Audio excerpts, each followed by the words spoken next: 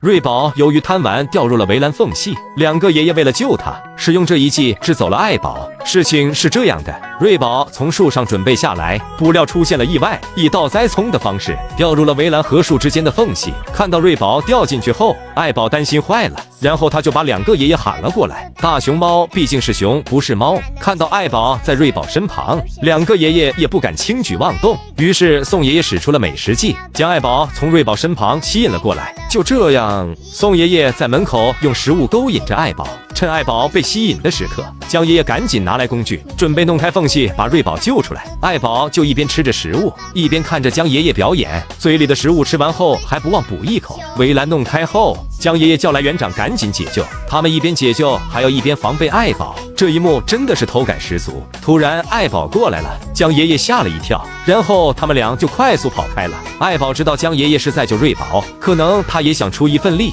不料自己过来后吓走了爷爷。庆幸的是，瑞宝最后从上面爬了出来，然后抱着大树从围栏上安全地下到了雪地中。虽然有惊，但好在无险。看到孩子落地的一瞬间，爱宝也是赶紧上前安慰。到下午爱宝乐园的大熊猫下班后，宋爷爷拿来工具，对瑞宝掉入的这个围栏进行了改造。宋爷爷有心了，